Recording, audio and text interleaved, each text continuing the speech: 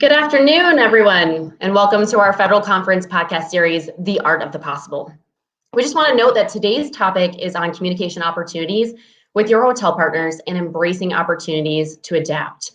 We're not going to necessarily be discussing specific contractual obligations, but rather we're going to discuss the ways to stay strong and stand together with our hotel partners during this very challenging time. We're excited for Kimberly Napolitano to join us today on this topic. Kim is the Executive Director of Intermediary and Specialty Group Markets for Hilton. She's a graduate of Radford University with a Bachelor of Science and has completed the Executive Leadership and Managing for Execution certifications through Cornell University. She has held a variety of sales positions, both on property and above property with Hilton for 27 years. In her current position, Kim is responsible for leading the strategy and revenue improvement with a team of 18 sales professionals who manage the third-party and specialty segment relationships. Kim is passionate about creating an environment where everyone on her team strives to be better than they were the day before. She works with key stakeholders to ensure she and her team are focused on the driving meaningful connections to be the most sought-after sales partner in hospitality. Yep. Kim currently resides in Reston, Virginia with her husband, Michael, and their 3 children, Owen, Nicholas, and Marin. Welcome, Kim. We're so thankful you're able to join us today to discuss partnering with hotels and ideas on the best ways to achieve your organizational goals for your next meeting. At this time, I think a lot of planners are finding themselves at a loss of what to do with their next meeting and how they can adjust strategies going forward with so many unknowns that are coming in our industry. So without further ado, I thought I'd throw the mic to you and see what your thoughts are for how planners can move forward over the coming weeks and months.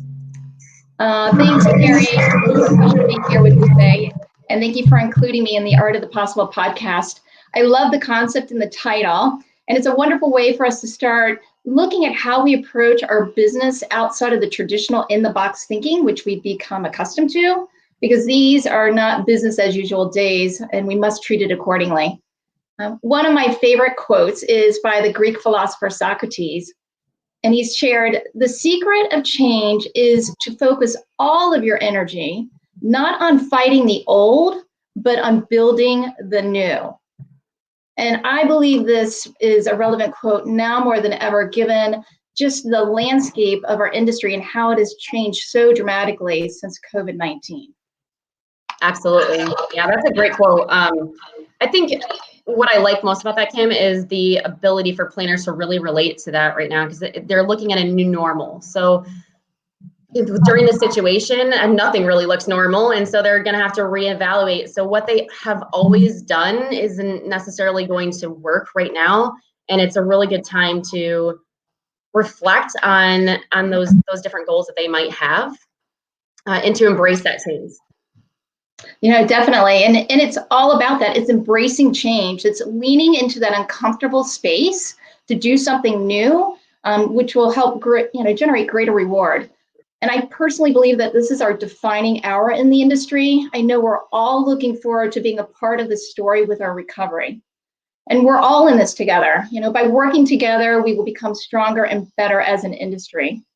And before, Carrie, I jump into the details of the 3 tips, have you heard of Simon Sinek? He's an author and motivational speaker, and he's viewed by many around the world as the leadership guru or the authority on leadership. I can't say that. Oh, okay. Well, I'm happy to share with you a little bit about him. Simon recently wrote the book titled The Infinite Game. Many of us who attended PCMA this past January in San Francisco, we were able to see him speak during the general session. And he shared the purpose of the infinite game is to keep our deepest values in play, and the finite game is focused in on winning. So it's a way for us to think about our lives together and the kind of player we'd like to be. So during his time, he shared that there are 5 elements to the infinite game, and they are a just cause.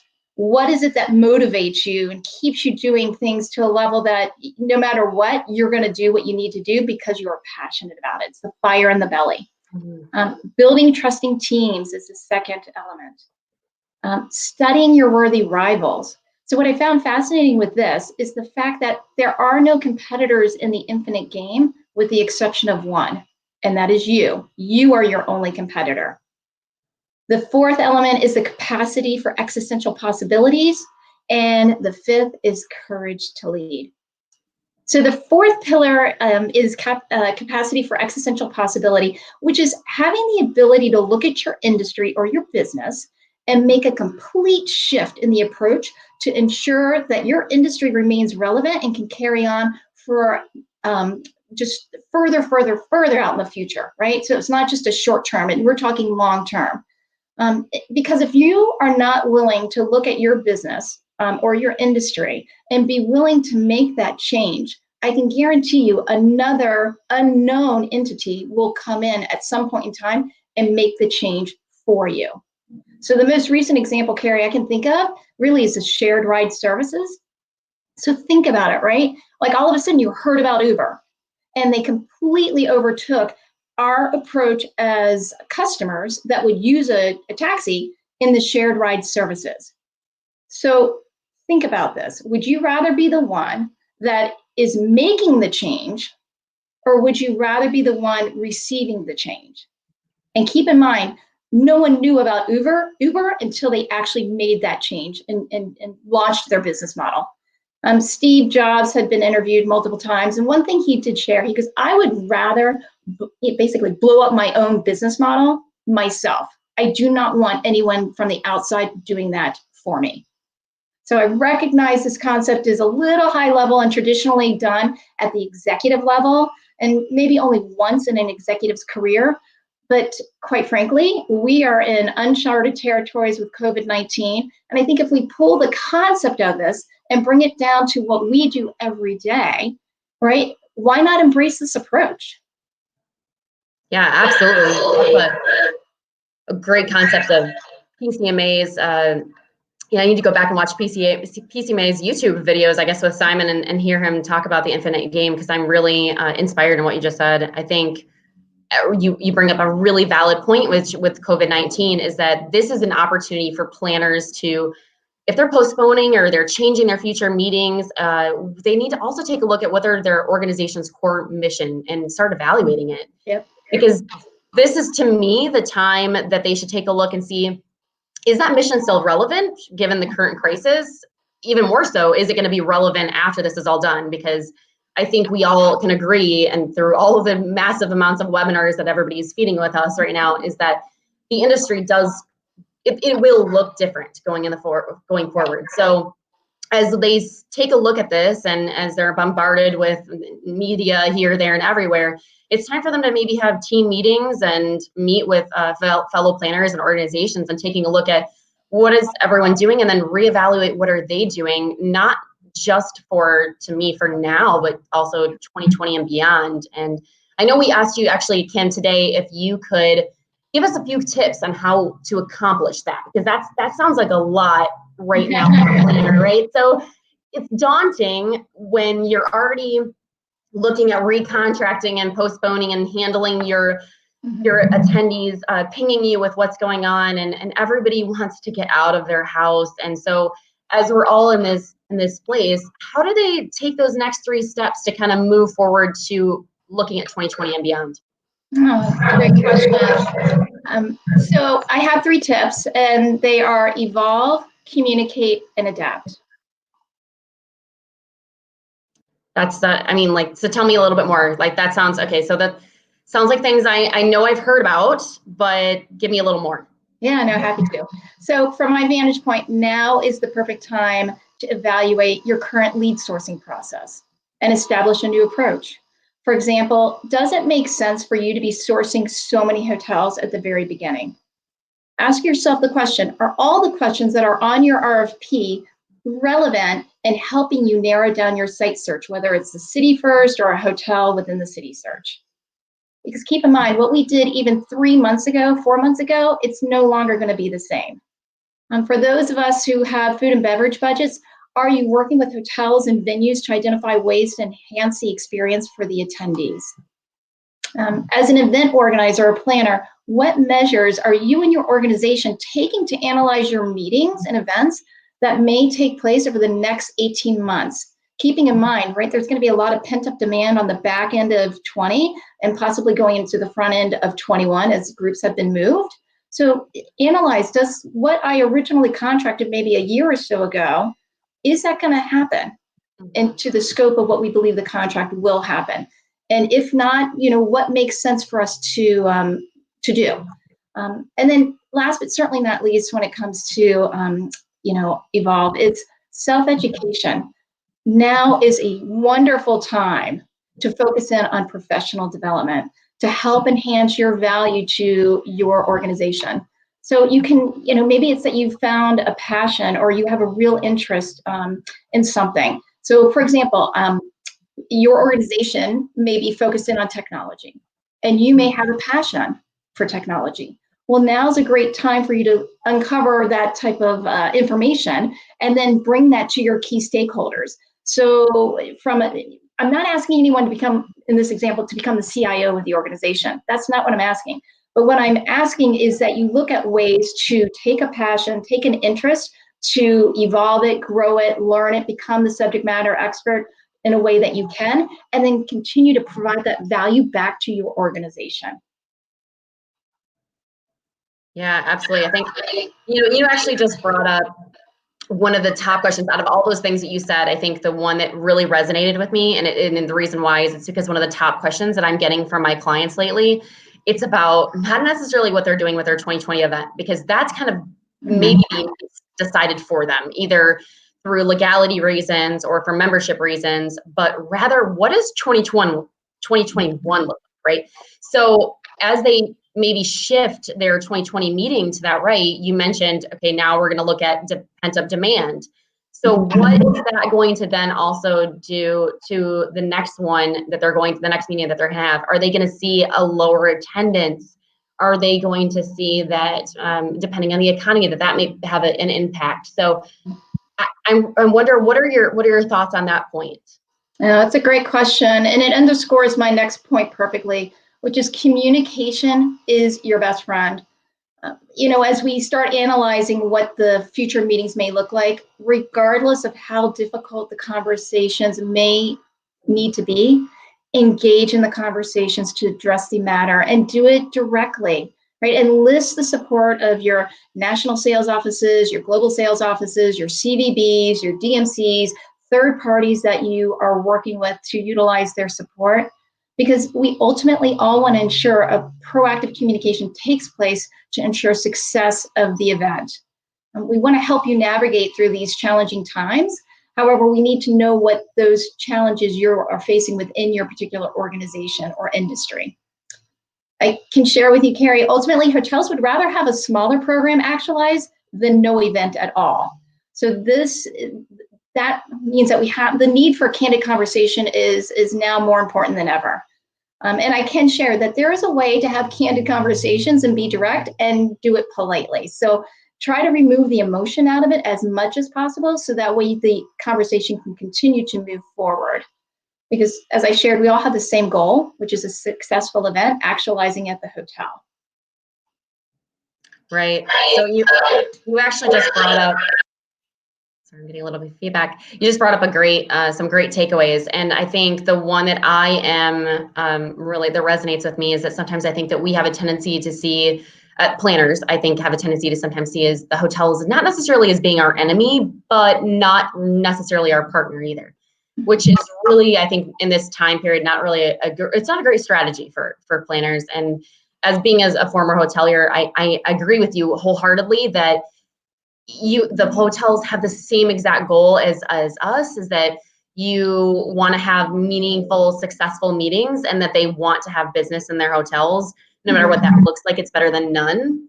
And so I think that this is a time period where, during this crisis, that we can take a time and start to build more trusting relationships with our hotel partners, because I foresee there being lots of conversations for months to come.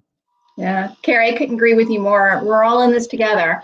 And this ties in a bit with my third point, which is how adaptability will set you apart from the pack for all the right reasons. So, look at your current approach to how you source your meetings and events. And are you looking at each meeting or event through the lens of your attendee experience?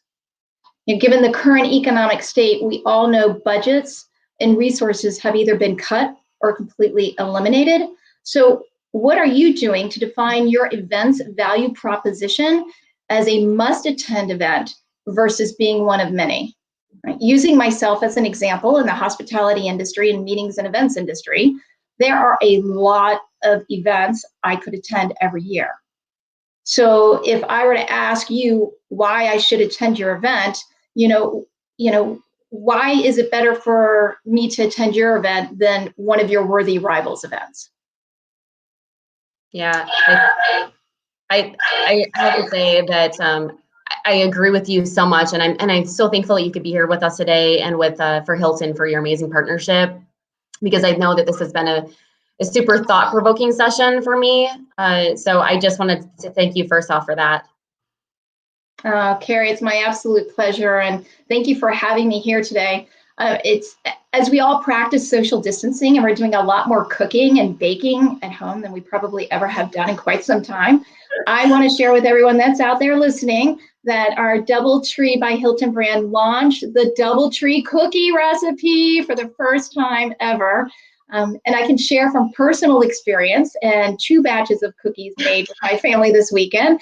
The recipe works. It was great. And even for someone like me who is not a big cook, it was very enjoyable and a very fun activity with the family. So I think our Senior Vice President and Global Head of the DoubleTree by Hilton brand, Sean McAteer, said it best. He said, a warm chocolate chip cookie can't solve everything, but it can bring a moment of comfort and happiness. And that is exactly what it did in the Napolitano household, as we were able to share with social distancing approach with our neighbors. So yeah. If you're looking for the recipe, just Google DoubleTree by Hilton cookie recipe, and you can easily track it down that way. And if I can be of any help moving forward to all of you, please just reach out to me. I'm available through LinkedIn. That's awesome. I know if there's anything, I've been seeing lots of comments on Facebook and any other social media feed, it's that everybody may be a little bit concerned that they're gaining a little bit of weight during this time, but we'll get through that too together. So we'll attack that later on. And as we wrap up today, Kim, I just wanted to point out that there are so many things from your positive points from your thought today that really energize me. And I think the one thing that stands apart from the comments that you've made versus some of the other comments that are being put out there right now about what's going on is that you're looking for ways to strategize on that next move, not necessarily saying whether it's time to move on, whether I'm supposed to cancel or I'm supposed to postpone, not necessarily that approach, but rather the approach of what it looks like. Maybe my event just looks a little bit different. And I actually can speak for myself that I have a couple of my clients that through your comments, I'm thinking in my head, I need to go back and re-strategize with them, because I think that our approach has been a little bit off. And instead of saying to a client, I understand that you can't sign that contract, or saying I can't sign that contract, there's still too much risk involved, even if I'm moving. Instead, I might think it's time maybe to talk about a hybrid meeting. I mean, we are talking about virtual events right now in a big way, but even looking forward in a few months when we can go back to having some in-person meetings, it's maybe time to start looking at a hybrid approach. And if you do think that you're going to see a drop in your attendance, or you're going to have exhibitors or sponsors not to be able to participate, I think it's an opportunity to then go back and ask them if they can participate virtually, and see if you can find a cost-effective solution to that, and then go back and have a conversation with your hotel partners and say, hey, look, I know I might have a more minimal approach to our attendees, and what can we do so that I am not losing my shirt, but also getting the hotel some business too? Because like you said earlier, every hotel is looking for just a little bit of business. I mean, it is heartbreaking to I can say this, to see my hotel friends be suffering so much right now, and see the hotel industry in total. And I certainly know that we will have this, and as you mentioned, like this is the hotel's defining moment, their defining hour, and they can take that into to future opportunities. And I think it's really important that our meeting planners do that alongside with them. Well, Carrie, you could not have said it any better. As I shared earlier, we would rather see a smaller program than no program at all. And the key from my vantage point through all of this is alignment and collaboration with key stakeholders and your partners. Yeah, that's great. I think we might have a little bit of time if you have a few minutes to do some questions. If we have any question and answers we can do. There might be anybody that has anything that they want to speak in. Anything? Well, come on. There's got to be somebody has a question, right? Yeah. No questions. All right, then. Well, then if that's the case, then it just means that you were that good at wrapping everything up. Everybody is running back and they're like making their to-do list. I know earlier, again, I took notes and I've been thinking through this entire process and saying, okay, I just need to go back to the strategy board. And I really want to thank you for your time again today. Oh, my pleasure. Thank you for including me. Yeah, you bet. And to all joining with us, please feel free to share this recorded podcast with your colleagues. We're going to be putting this session on LinkedIn for easy sharing. And also, please be sure to join us next week on our podcast of what corporate exhibitors are looking for in a virtual meetings environment to show ROI. And that's going to be with our friend Lisa Rothman from SAIC. Thank you, everyone. Have a great rest of your day. Thanks.